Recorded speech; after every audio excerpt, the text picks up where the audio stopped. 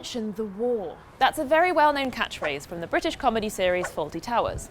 The idea behind it is when you meet a German, the very first thing you think about will be the war, but you absolutely mustn't mention it.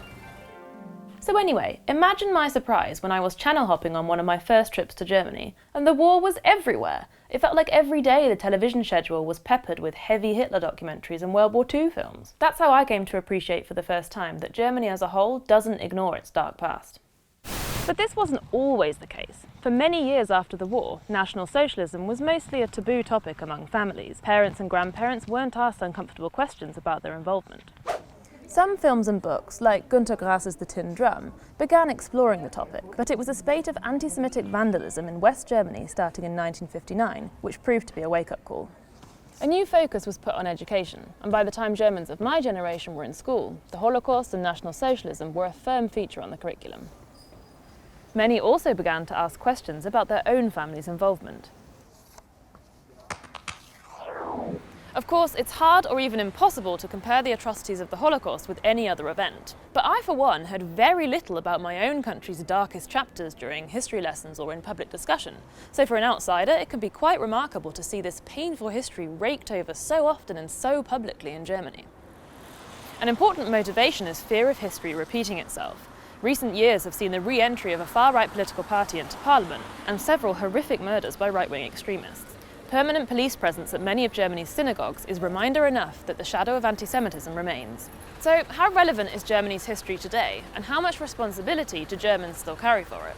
Wir Deutschen können nicht stolz sein auf unsere Geschichte. Nur weil es so lange her ist und jetzt keiner persönliche Schuld mehr hat, glaube ich nicht, dass man jetzt einfach sagen kann, es war ja keiner. Wir können nichts dafür, unsere Kinder nicht, unsere Enkel nicht. Also irgendwann müsste ja mal Schluss sein. 70, 80 Jahre danach zu sagen, wir tragen daran Schuld, fände ich viel zu groß. Aber ich glaube, wir tragen eine Verantwortung, das was irgendwo verhindern, dass sowas wieder passiert. Wird in Deutschland genug, zu wenig oder zu viel darüber gesprochen? Ach, man kann gar nicht genug darüber sprechen. Manchmal denke man, es ist zu viel des Guten. Immer wieder, immer wieder, immer wieder. Ich glaube, es ist immer in Deutschland ein totales Tabuthema. Ne? Ich glaube, es wird viel gesprochen, aber die Aufmerksamkeitsspanne, die wird immer kleiner, um das Gesprochene auch zu bewerten.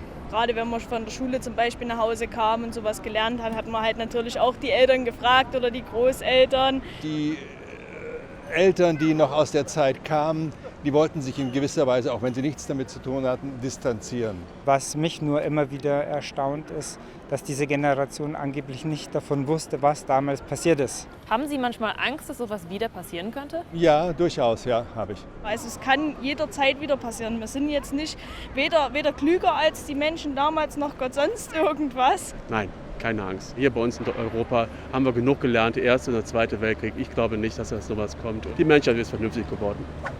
Hosting Meet the Germans has made me realise that the consequences of the Nazi era can be felt all over the place in Germany. Some things are obvious, like you don't come across very many Adolfs these days. But then the war and the Nazis also came up when I was researching episodes on things like hiking, films, fashion, all sorts of seemingly unrelated topics. This has had an unmistakable effect on national pride. You rarely see the German flag flying here, unless the World Cup is on.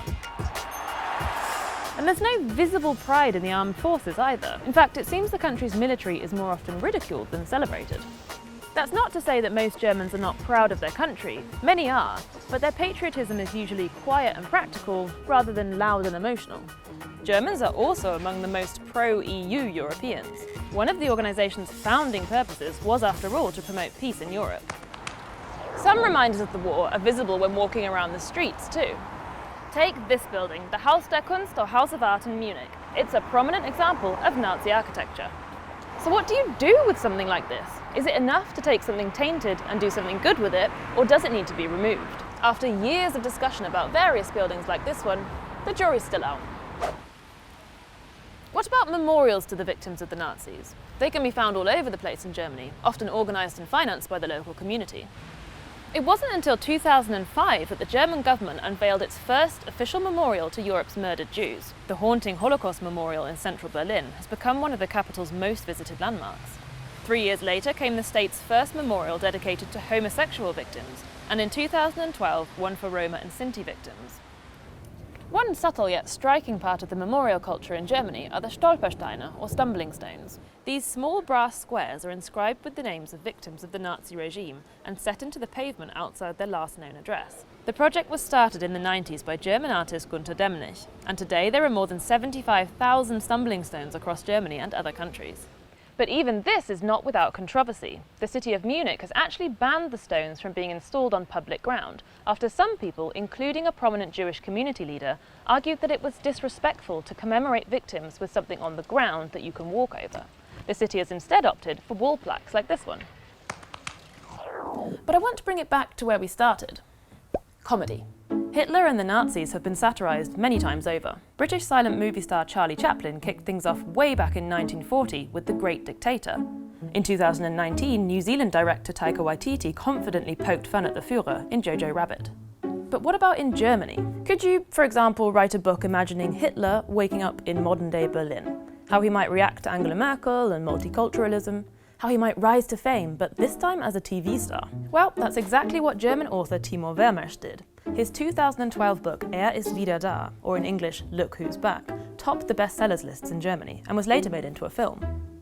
Ich fand einfach den Widerspruch, die Fallhöhe so enorm. Beim Lesen von Mein Kampf generell dieses, auf der einen Seite haben wir den Typ, der sich für ein Genie hält, und auf der anderen Seite, von der ersten Seite an, lesen Sie, dass da einer um Anerkennung bettelt. Und diese Widersprüche geben eben eine sehr schöne Möglichkeit für Humor. Haben manche Leute dann gesagt, dass sie zu weit gegangen sind? Ja, aber sie konnten es nicht wirklich begründen. Sehr häufig stößt man halt auf nicht viel mehr als ein antrainiertes Tabu, das aber nicht untermauert ist. Die Lesereaktionen waren sehr unterschiedlich. Die einen fanden das verstörend, wie man es in diesem Kopf so lange aushält. Und der Kopf ist ja nicht verändert worden. Das ist ja sehr, sehr original Hitler. Und andere sagten dann, hey, super, wie er der Merkel einen drauf gibt. Der sagt, was mal gesagt werden muss. Die haben nach sehr kurzer Zeit dann auch vergessen, wer da zu ihnen spricht. Der Leser ist mit dem Buch allein. Er hat die Möglichkeit zu sagen, das ist zu viel, so nicht. Da hören wir jetzt mal auf. Aber er macht's nicht, weil es so schön witzig ist. Now it's time for you to have your say. What do you think about how Germany deals with its past? And have you got any other questions? Let me know in the comments.